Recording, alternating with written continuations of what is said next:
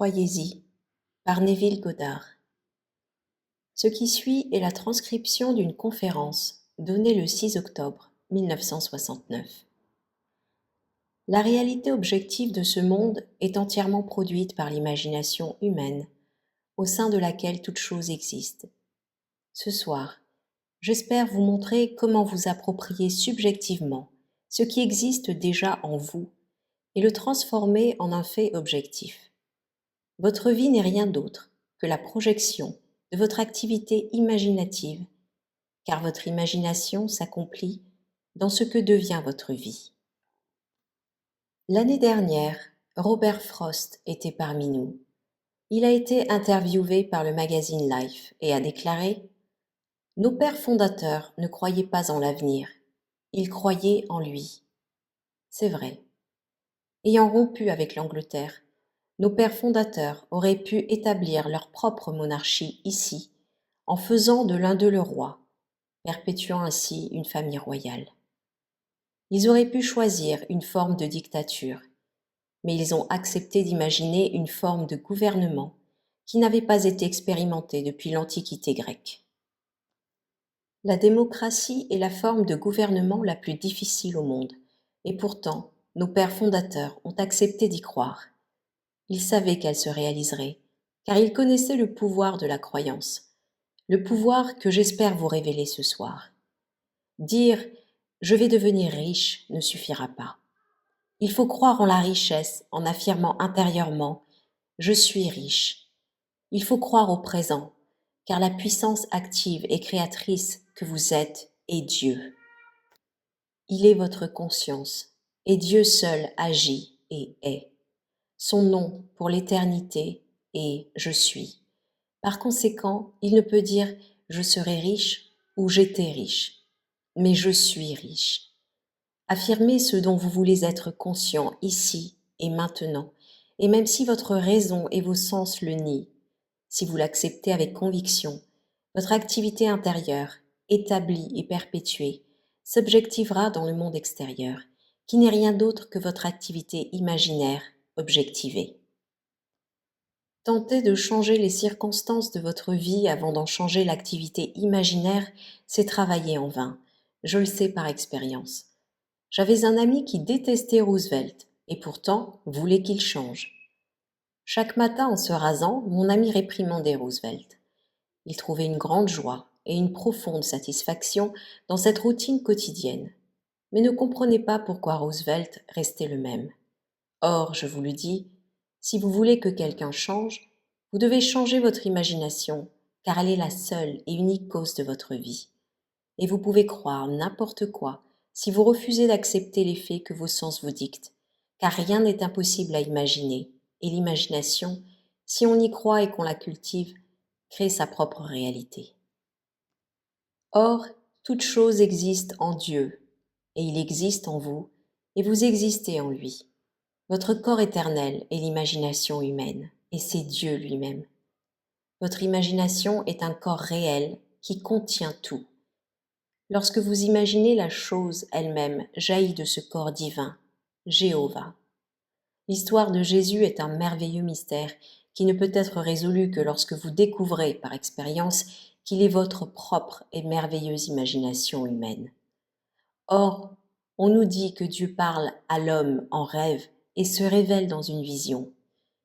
Une vision est un rêve éveillé, comme cette pièce, tandis qu'un rêve survient lorsque l'on n'est pas pleinement éveillé. Il y a quelques années, j'ai eu cette vision. J'étais transportée en esprit dans l'une des premières demeures de la 5e avenue à New York, au tournant du siècle.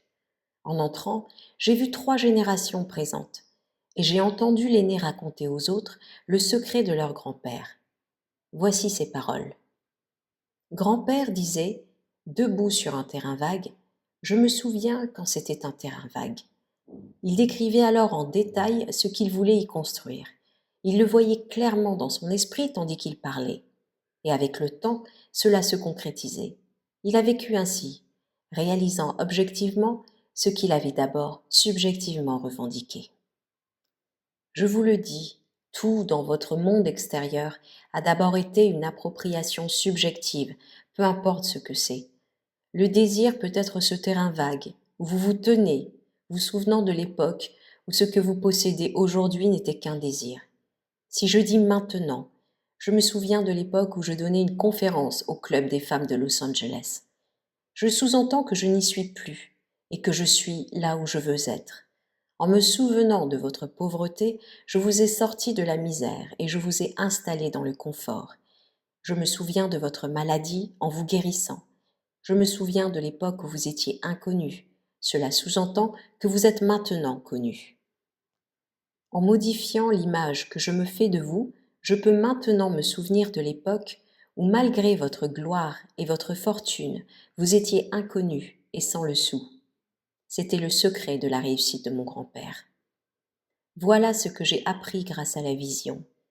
Ne négligez pas cette pensée sous prétexte qu'elle m'est apparue en vision. Au chapitre 12 du livre des Nombres, il est dit que Dieu parle à l'homme par le biais des rêves et se révèle à lui par les visions. Si Dieu se révèle à vous par les visions et vous parle en rêve, quoi de plus important que de vous souvenir de vos rêves et de vos visions? Vous ne pouvez comparer le journal du matin ni aucun livre que vous lisez à votre vision nocturne, car celle-ci est un enseignement venant du plus profond de votre être. Dieu en vous vous parle en rêve, comme il l'a fait pour moi lorsqu'il m'a emmené dans le temps, dans cette somptueuse demeure au tournant du siècle. En tant qu'esprit, j'étais invisible aux personnes présentes, mais j'entendais plus distinctement qu'eux et je comprenais les paroles plus clairement, car ils étaient millionnaires. Et qui va expliquer à quelqu'un qui l'est déjà comment gagner des millions? Je suis entrée dans leur univers pour entendre leur histoire, afin de la partager avec ceux qui entendront et croiront mes paroles, puis les mettront en pratique. Cela ne signifie pas que le simple fait d'avoir entendu ma vision vous assurera la richesse. Vous devez appliquer ce que vous avez entendu et vous souvenir du contexte. Dire « je me souviens de l'époque où je ne pouvais pas me permettre de dépenser 400 $ par mois en loyer » sous-entend que vous pouvez vous le permettre maintenant. Dire « je me souviens de l'époque où il était difficile de vivre avec mon salaire mensuel » sous-entend que vous avez dépassé cette limite. Vous pouvez vous projeter dans n'importe quelle situation en vous remémorant le passé. Vous pouvez vous souvenir du moment où votre amie a exprimé son désir de se marier. En vous souvenant de l'époque où elle était célibataire, vous vous persuadez que votre amie n'est plus dans cet état, puisque vous l'avez fait passer d'un état à un autre. Quand je dis que toute chose existe dans l'imagination humaine, je parle d'une infinité d'états, car tout ce que vous pouvez expérimenter existe en vous comme un état dont vous êtes la force agissante. Vous seul pouvez donner vie à un état. Vous devez entrer dans un état et l'animer pour qu'il prenne forme dans votre monde. Vous pouvez ensuite vous rendormir et penser que le fait objectif est plus réel que l'état subjectif dans lequel vous êtes entré.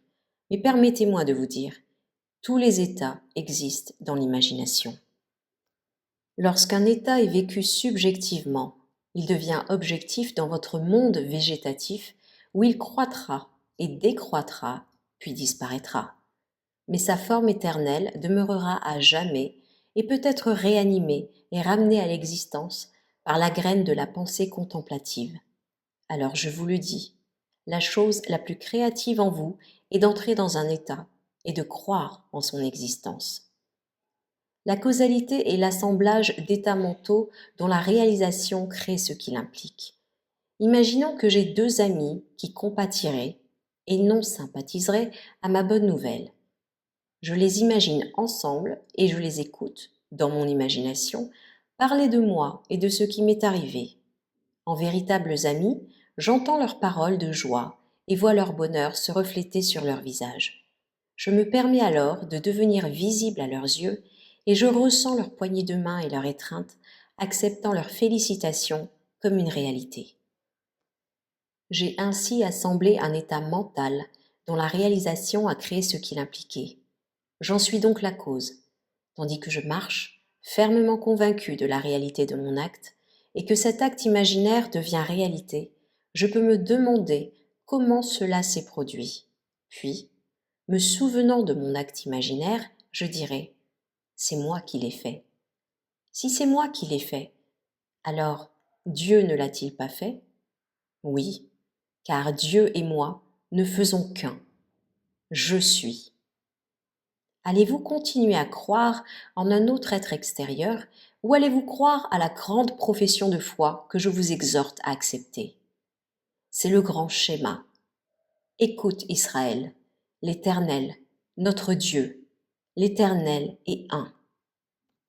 Si l'Éternel est un, il ne peut être deux. Par conséquent, si son nom est Je suis et que vous dites Je suis, vous ne pouvez être qu'un avec le Seigneur qui a créé le monde. Écoutez ces paroles. C'est par la foi que nous comprenons que le monde a été créé par la parole de Dieu, de sorte que ce qui est visible a été fait à partir de choses invisibles. Nous voyons ici que la parole de Dieu est une action imaginaire qui unit à la foi à créer le monde. Et la foi n'est rien d'autre que l'appropriation subjective d'une espérance objective. Or, lorsque vous me faites part de votre désir, vous ne pouvez pas percevoir mon action imaginaire par rapport à vous. Si vous me dites que vous avez besoin d'un emploi et que j'accepte cette pensée, lorsque je pense à vous, je me souviens de votre besoin. Mais si je changeais vos paroles et que vous me disiez aimer votre travail, je me souviendrai du moment où vous en aviez besoin, car pour l'instant, ma mémoire contient le fait que vous avez un travail que vous aimez beaucoup. Et lorsque nous nous reverrons et que vous me direz que vous l'avez, vous ne ferez que confirmer mon acte d'imagination. Si l'imagination fonctionne ainsi, et qu'elle le prouve à maintes reprises, qu'importe la vie du monde, cela ne vous coûte rien d'essayer. Et quel changement cela apportera à votre vie? Essayez, car vous en serez convaincu par vos actes. Cela peut entrer en conflit avec votre conception de Dieu. Peut-être souhaitez-vous encore qu'il soit extérieur à vous, de sorte qu'il y ait deux êtres et non un. C'est votre droit. Mais je vous le dis, Dieu est devenu vous afin qu'il n'y ait pas d'autre Dieu que vous. Il est devenu vous afin que vous puissiez devenir Dieu. Si Dieu est devenu vous, son nom doit être en vous. Et il l'est, car si je vous pose une question, vous devez d'abord en être conscient avant de pouvoir y répondre, et votre conscience est Dieu. Vous n'êtes peut-être pas conscient de qui vous êtes, où vous êtes, ni de ce que vous êtes, mais vous savez que vous existez. Conscient de ce que vos sens et votre raison vous dictent, vous pouvez croire que vous êtes limité, indésirable, ignoré et maltraité. Et votre monde confirme cette croyance dans votre activité imaginaire. Et si vous ignorez que votre conscience est à l'origine de ces mauvais traitements, vous blâmerez tout le monde, sauf vous-même. Pourtant, je vous le dis, la seule cause des phénomènes de la vie est une activité imaginaire. Il n'y a pas d'autre cause. Si vous croyez aux horreurs du monde telles qu'elles vous sont présentées dans les journaux et à la télévision, votre croyance contribue à perpétuer ces horreurs. En croyant aux rumeurs de pénurie, vous achèterez ce dont vous n'avez pas besoin, acceptant aveuglément la pression de maintenir une activité imaginaire qui vous plonge dans la peur. Tout au long des Écritures, il nous est dit de ne pas nous laisser troubler, de ne pas avoir peur et de ne pas craindre. Si la peur pouvait être éliminée, les psychologues et les psychiatres seraient inutiles. De toute façon, ce ne sont que des balivernes. Cette branche de la médecine change constamment de conception et ses membres sont toujours en désaccord sur l'attitude que doit adopter un homme face à la vie. Je le dis à tous, le monde entier se trouve désormais dans votre imagination et vous pouvez donner vie à n'importe quel désir en y croyant. D'abord, vous devez savoir ce que vous voulez, puis créer une image qui le réalise. Vos amis le sauraient-ils et en parleraient-ils? Imaginez-les avec vous maintenant, discutant de votre désir comblé. Vous pourriez être à un cocktail ou à un dîner donné en votre honneur. Ou peut-être s'agit-il d'une petite réunion autour d'un thé. Créez une scène dans votre esprit et croyez-y. Cet état invisible produira l'état objectif que vous désirez, car toute réalité objective est uniquement produite par l'imagination. Les vêtements que vous portez maintenant ont d'abord été imaginés. La chaise sur laquelle vous êtes assis la pièce qui vous entoure. Rien ici n'est sorti sans avoir été imaginé. Vous voyez donc que l'imagination crée la réalité.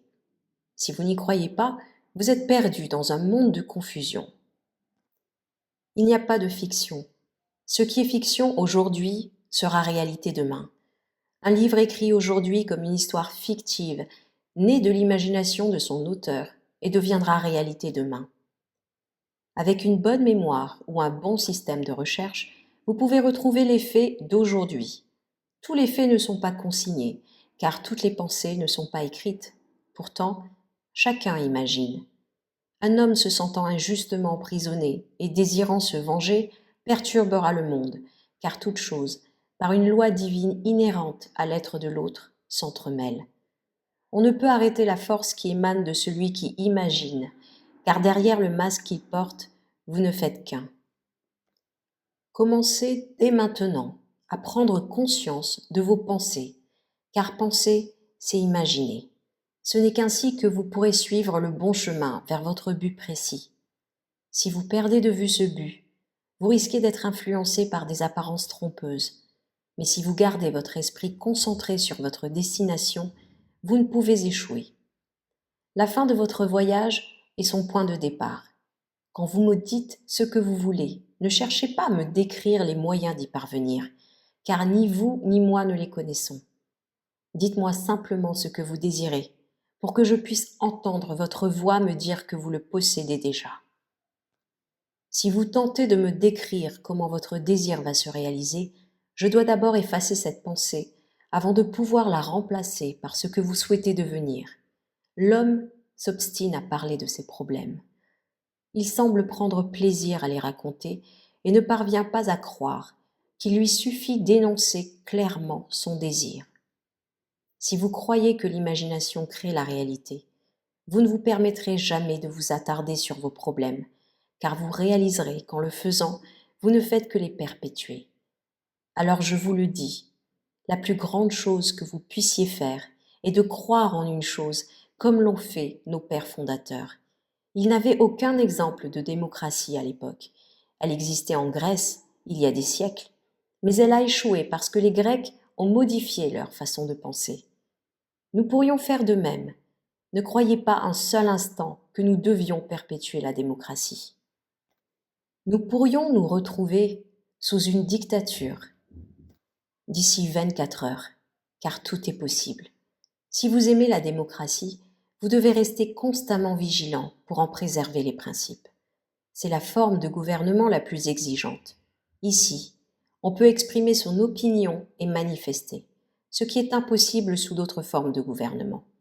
Si vous voulez jouir de la liberté démocratique, vous devez la maintenir vivante en restant attentif à ses valeurs. Maintenant, si vous respectez cette loi, vous n'avez pas besoin de clamer haut et fort ce que vous désirez. Il vous suffit de croire. Car même si votre raison et vos sens extérieurs le nient, si vous persistez dans cette conviction, votre désir deviendra réalité. Votre pouvoir de croyance est illimité et tout est possible à celui qui croit. Imaginez un instant l'immense pouvoir que cela représente. Vous n'avez pas besoin d'être aimable, bon ou sage, car tout vous est possible lorsque vous croyez que ce que vous imaginez est vrai. Voilà le chemin du succès. Je crois que tout homme qui a réussi dans la vie a vécu comme s'il avait réussi. Vivant dans cet état, il peut nommer ceux qui l'ont aidé à atteindre son succès et il peut nier avoir toujours été conscient de son succès. Mais cette conscience a influencé l'aide qu'il a reçue. Croire en la réalisation de son désir, c'est exercer le merveilleux pouvoir créateur qui est en vous. Le premier psaume nous dit « Heureux l'homme qui trouve son plaisir dans la loi de l'Éternel. Tout ce qu'il fait lui réussit. » Cette loi, comme l'explique le Sermon sur la montagne, est d'ordre psychologique. Vous avez entendu qu'il a été dit aux anciens « Tu ne commettras point d'adultère. » Mais moi je vous dis, celui qui convoite une femme a déjà commis l'adultère avec elle dans son cœur. Nous découvrons ici qu'il ne suffit pas de réprimer l'impulsion extérieurement, l'adultère est commis dès l'instant où le désir est pensé. Sachant ce que vous voulez, orientez-vous vers cela, car l'acte a été commis dans le désir lui-même. Il faut maintenant ajouter la foi, car sans elle, il est impossible de plaire à Dieu. Pouvez-vous imaginer un état et sentir que votre acte imaginaire est déjà réalité? Imaginer ne coûte rien. En fait, vous imaginez à chaque instant, sans même vous en rendre compte. Et permettez-moi de vous dire, si vous utilisez votre pouvoir créatif en imaginant qu'un désir est déjà comblé, lorsque vous l'obtiendrez, les circonstances vous paraîtront si naturelles qu'il vous sera facile de nier que votre imagination y soit pour quelque chose, et vous pourriez aisément croire que cela se serait produit de toute façon. Mais si vous agissez ainsi, vous replongerez dans l'illusion. D'abord, la plupart d'entre nous ne prenons même pas conscience de nos propres fruits lorsqu'ils se présentent à nous. Et si nous nous souvenons de l'avoir imaginé, la raison nous dira que cela se serait produit de toute façon. La raison vous rappellera que vous avez rencontré un homme, apparemment par hasard, lors d'une soirée, un homme qui cherchait à gagner de l'argent.